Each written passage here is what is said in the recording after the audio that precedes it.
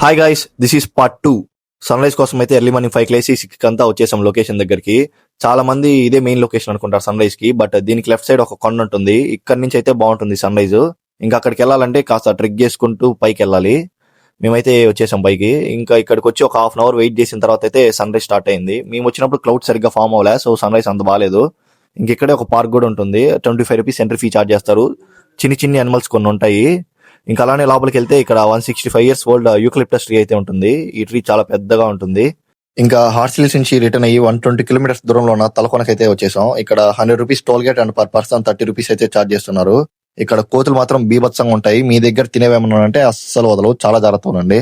ఇంకా vehicle park చేసి అలా 1.5-2 kilometers నడుచుకుంటూ వెళ్ళామంటే వాటర్ ఫాల్ వచ్చేస్తుంది. ఇక్కడ పైన కనిపిస్తున్న వాటర్ ఫాల్ కూడా వెళ్ళొచ్చు. అక్కడికి వెళ్ళాలంటే మళ్ళీ 1.5-2 kilometers నడుచుకుంటూ పైకి వెళ్ళాలి. ఇక్కడ ఈ శివ టెంపుల్ కూడా ఒకటి ఉంటుంది. ఇంకా అక్కడికి వెళ్ళి దర్శనం చేసేసుకుని రిటర్న్ స్టార్ట్ అయిపోయాం. ఫైనల్ గా తిరుపతికి అయితే వచ్చేసాం. This is our mini trip guys. ఇంకా మంచి వీడియోస్ కావాలంటే ఫాలో చేసి పెట్టుకోండి. మళ్ళీ నెక్స్ట్ వీడియోస్ లో కలుసుకుందాం. బాయ్.